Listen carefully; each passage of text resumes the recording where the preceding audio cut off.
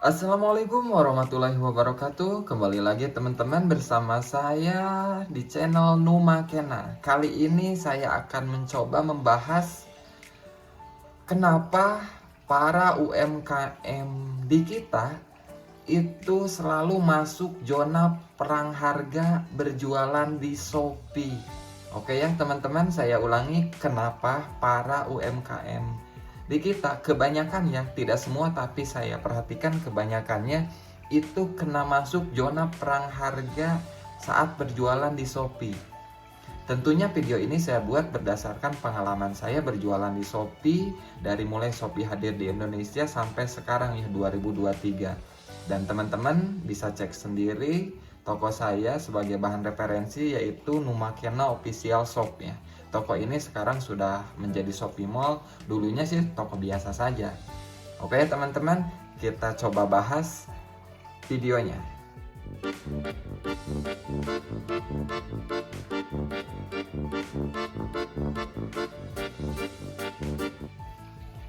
Baiklah teman-teman, sepengalaman saya dan seiring berjalannya waktu, saya juga pelaku UMKM dulunya ya.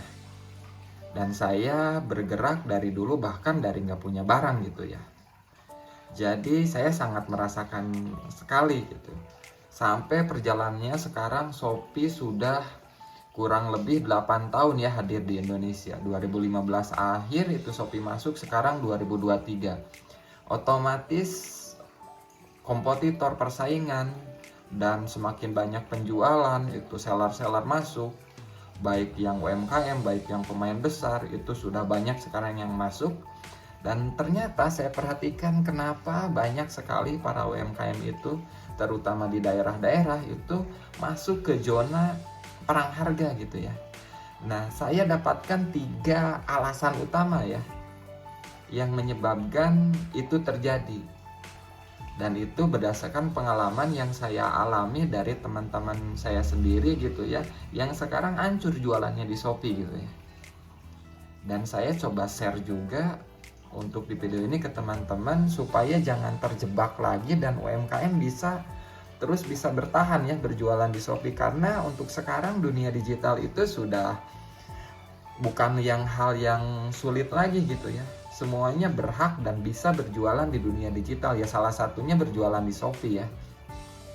Oke teman-teman, yang pertama itu begitu saya bedah itu orang yang berjualan di Shopee, misalkan saya contoh buka salah satu produk, misalkan ini kemeja pria. Misalkan saya buka ini. Saya lihat di sini dalam harga-harga yang ini, teman-teman bisa perhatikan itu tuh harga-harganya berdempetan sekali ya. Tidak ada yang salah, bebas-bebas saja, tapi ini bagi saya gitu akan terjebak para pelaku yang berjualan di sini. Apalagi ini fotonya sama, ini persaingannya harganya. Akhirnya di sana terus bersaing dengan harga-harga yang semakin ke bawah ya.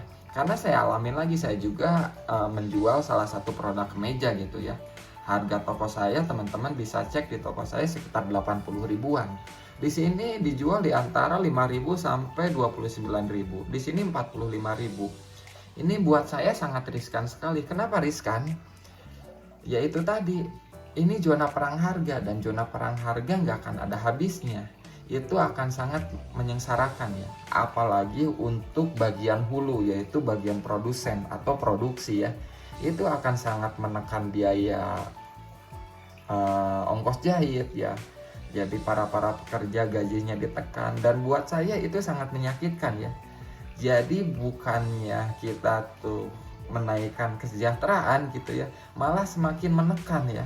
Jualan memang banyak, bisa dibilang dilihat 10 ribuan kayak gitu, tapi cost margin itu baik margin produksi itu akan semakin tertekan, otomatis keuntungan akan semakin kecil karena harga daya jualnya sangat rendah.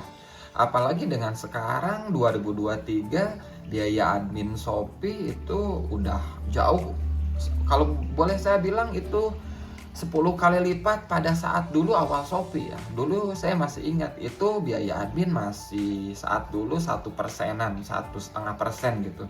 Sekarang kalau saya rate rata-rata udah 10%-an lebih gitu. Jangka waktu 8 tahun udah 10 kali lipat. Apa jadinya kalau harga yang kita jual semakin turun? Oke teman-teman, jadi yang pertama itu begitu saya perhatikan itu kendala yang terjadi karena kurangnya pengetahuan dalam cara menentukan set harga. Jadi karena berpikir awalnya segini juga saya dapat untung. Oh, oke lah saya jual segini. Nah akhirnya kayak gitu akan terjebak ya. Jadi kurangnya pengetahuan dalam cara mengset harga. Bukan gak boleh ya, tapi yang saya rasakan seiring perjalannya waktu itu terutama yang kerasanya biaya admin itu akan semakin meningkat ya. Karena bukan cuma dunia digital, dunia offline juga, karena pengalaman saya dulu juga saya bergerak di bidang fashion. Seperti saya contohkan misalkan mall-mall seperti Matahari, Jogja, Robinson atau Sogo, Metro, itu ada biaya margin disebutnya, dan itu nggak sedikit. Karena kita akui mau offline di mana kita tempat berjualan kan harus saling menguntungkan, dan mereka juga pasti akan narik biaya dari kita. Nah kalau kita set harganya udah rendah, aduh itu akan mati ya, kita akan tergerus gitu ya. Jadi saya ulangi, poin pertama, coba tolong set harganya diperhatikan untuk strategi jangka panjang. Oke ya teman-teman, set harga saya ulangi. Nah yang keduanya itu tidak kalah penting adalah tentang identity produknya ya. Banyak dari produsen, apalagi sekarang banyak konveksi langsung atau distributor langsung atau yang ngebuat dari daerah, itu begitu ngejual langsung itu barangnya asal-asalan gitu ya. Memang bisa laku dan emang sudah terbiasa gitu ya. Barang itu memang, apalagi komoditi itu bisa langsung terjual. Tapi jika kita ingin ngeset harga untuk poin yang pertama tadi, kita harus minimal kita buat merek sendiri deh. Nggak apa-apa belum didaftarin atau apa, minimal produk kita beda walaupun barangnya sama tapi identiti kitanya beda gitu. Jangan dibuat sama gitu. Jadi biasanya itu main langsung, misalkan saya contohkan ya produk kemeja, dia hasil produksi langsung mail jual aja gitu. Barang-barangnya nggak dibuat beda gitu. Akhirnya akan terjebak ya, fotonya main ngambil dari Google gitu, yang penting foto, ini kemejanya saya bisa buat kayak gini, buat fotonya ngambil, itu pasti akan terjebak di perang harga ya. Oke teman-teman ya, yang kedua itu nggak punya identity ya. Dan yang ketiga, yang paling terakhirnya adalah manajemen pengetahuan untuk finansialnya ya.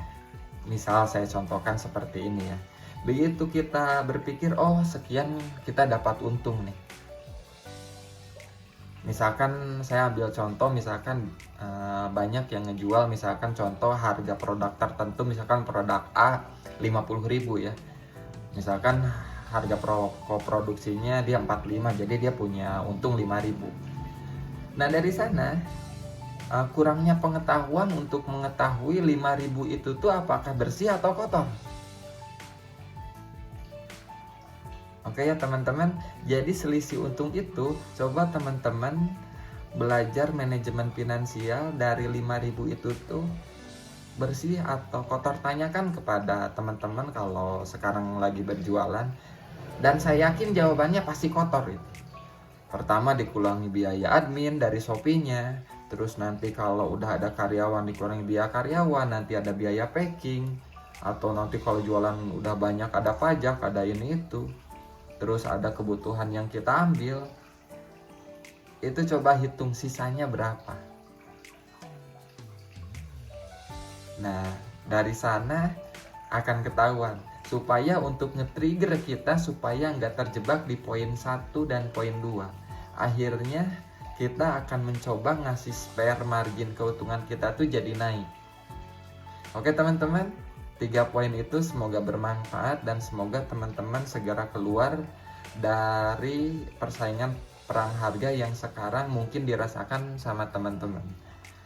Semoga video ini bermanfaat dan sebagai bahan referensi sekali lagi teman-teman bisa buka toko yang saya punya, yaitu Numakena Official Shop.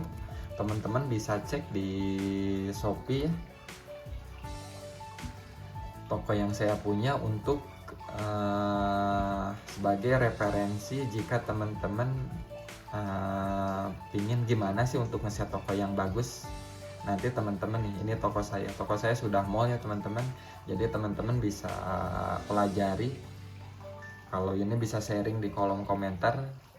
Oke teman-teman, terima kasih sudah menonton video ini. Assalamualaikum warahmatullahi wabarakatuh.